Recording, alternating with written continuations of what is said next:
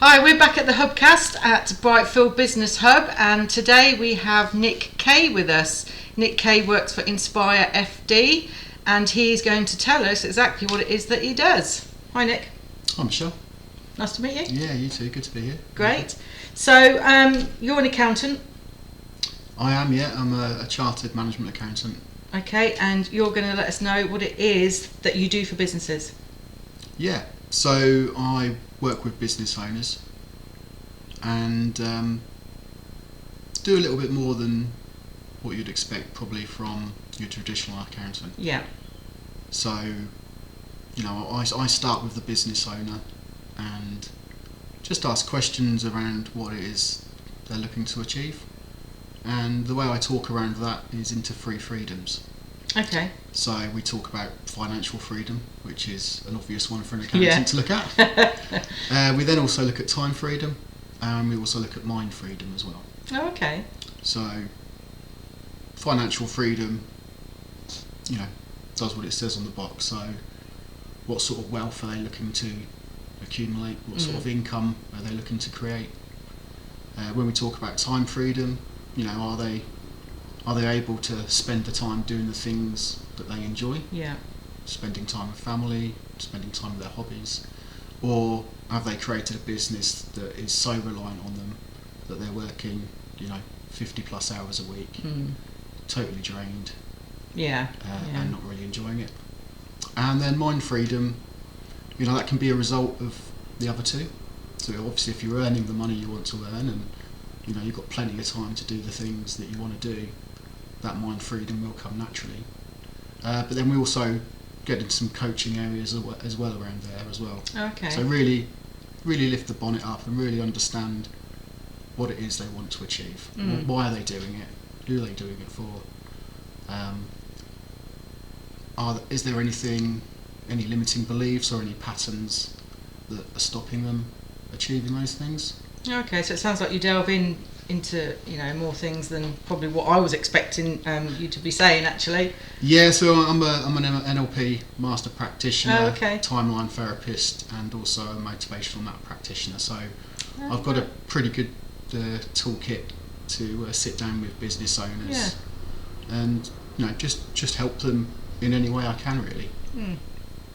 Do you help any size business, or is it mainly small businesses or large businesses? Where do you go? Yeah, so I look to work with owner-managed businesses. So that the size doesn't matter really, but it's more the type of business owner. Okay. So someone who's in a similar situation to myself, that's something I can relate to. So running their own business, got a lot of other things that they need to prioritise as well, and a lot of the time it's that juggling act of running your business, having the time to spend with your family, having the time to do all the other things you want to do as well, and just making sure that you're keeping that in balance, but also really clear on what it is you want and why you want it as well.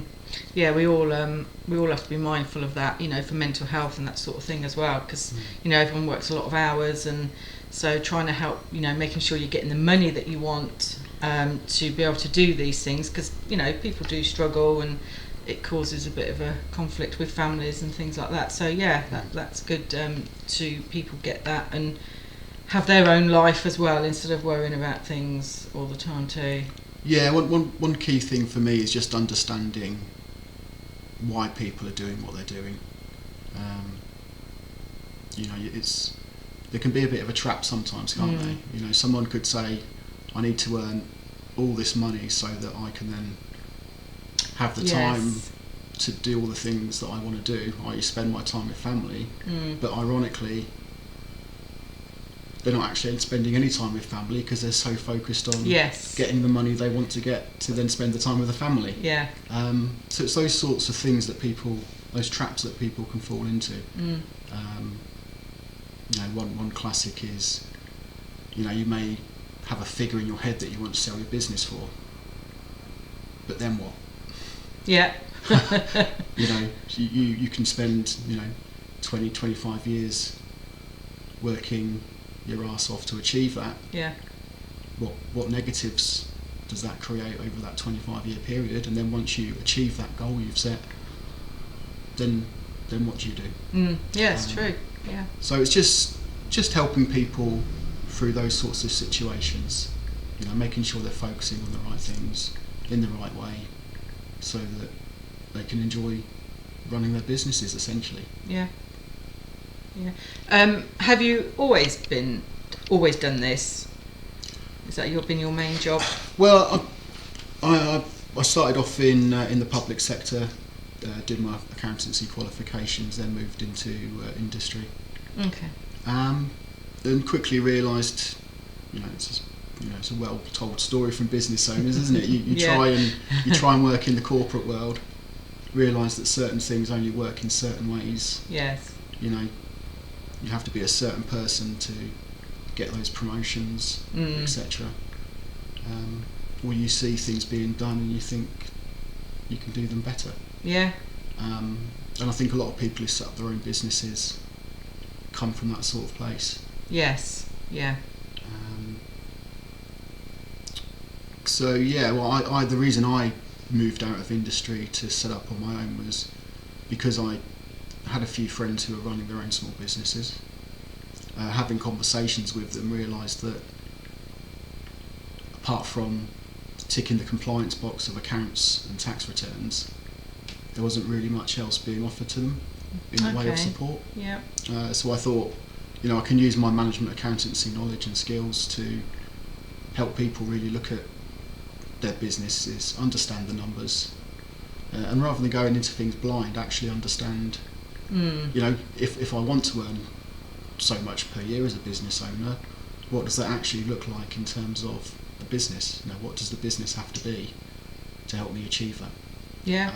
How many what sales do I need to achieve, and then what does that look like in terms of a marketing effort? What does it look like in terms of the number of customers? What does it look like in terms of the number of products we need to sell? So that really gives, if you start having those conversations with business owners, they can get real clarity on, actually, will this work? Yeah, it sounds like you really get into that and try and help these businesses see what they should be doing or not doing. It sounds, and it's those conversations they don't need to be complicated with big financial models. The best one I had was with a friend and a client who was looking to buy a business. So we had a very, it was a half an hour conversation over a coffee, asked him what he wanted out of it financially, and we just worked that backwards to identify what he needed to sell each month, the activity that needed to take place. And we got there really quickly, and he looked at the number of products he had to sell each month, and he was already working in the business and they were already doing that. Oh, okay. So he went from, at the start of the meeting, not really sure what he was going to do, 30 minutes later, over a coffee, had complete clarity that it was the right thing to do. Oh, and that's good. It was really achievable in terms of what he wanted from it and what the business was currently doing. Well, that's good, and it's good as well to do these sort of things. I think in a neutral place over a coffee chat. I think it relaxes people, doesn't it? Because if people are worried, especially about money or anything, and they've got someone that's quite easy to talk to over a coffee. As you can see, there's no no three-piece suit on here, no tie. That can be. You kind of lose sight of it when you're an accountant. Yeah. But, for a lot of people, going to meet with someone, if everything feels very formal, that can be off-putting. Yeah, I mean, I've seen lots of accountants that are casual, but majority of them I see they are in suits, and it's doesn't have to be now. I think the way of the world now, everyone's sort of like dressed. As long as you dress smart, casual, it doesn't mean you can't do your job, you can't help anyone. That's so right, it's a good thing. As an NLP practitioner, one of the key things you learn there is how to create rapport with people. So if you can create that rapport, then the person's going to get better outcomes. Yeah, that's the main thing, isn't it? They're going to feel more at ease. Going Yeah. to open up more. They're going to be, more trusting, and then, the more information I can get about an individual, the more I can help them. Yeah, that's right. And if this helps, and you're saying the things that are helping them, I don't think they're going to be bothered what you got the suit on or a pair of jeans. Indeed, yeah. So, is there anything else that you want to get across? Make people aware of what else you do, or how you can help, or? Well, yeah, those three main areas really. So financial freedom, that's a case of, as I mentioned earlier, really understanding what the individual wants out of the business. So you can look at those three sort of stages really. There's income. That's the first stage you would need to look at. Yes. People need their weekly, monthly income That's to do the things they want to do. So you'd look to get the business owner to that point. Then we're looking at wealth accumulation. So what can we do in terms of building up wealth for the future? So looking at pensions and other investments. Okay, yep. And then also the third thing, once we've looked at, if you've got a business that's then creating those two things for you, then the final thing would be, well, what's your exit strategy? What's this business worth? What's the value of this business? Can we then look at doing things in the business to increase the value, so that when you do get to the point where you want to retire, you've got a business asset there that's worth something. Yeah. And you get some value back from all the hard work you've put in. Yeah. Then looking at time freedom, that comes down to how well you're running the business really. So have you got the right people in the right positions? What processes do you have in place? Are you making the best use of technology? All those things together will mean that you move yourself from out of the middle of the business where it's reliant on you to have a business that can operate. If you decide to go away for a couple of weeks, Yeah. you're going to come back and the business has been operating as it should be. Yeah. Yeah. And then the last one, mind freedom, using the coaching knowledge and skills that I have. That then comes down to sitting down with business owners and just really helping them get clear on what they want. So setting some really good goals. Yeah. Helping them to understand if there's anything that's standing in the way to achieve those, and then using some tools and techniques if needed to help clear any limiting beliefs. Yeah. Or put that end goal, that vision into the future, so they've got something really clear that they know they're working towards. So those three areas and the tools and the toolkits that I have in each really hopefully provide something that really helps business owners. Yes, yeah. Well, it does to sound achieve really what they want. interesting, I must admit, and it is different, like I say, to what I've heard when I speak to people in your profession. So yeah, that's all a bit new to me as well. So if there's anyone out there that is looking for something like what you do, needs help, how would they get hold of you? So very, very easy.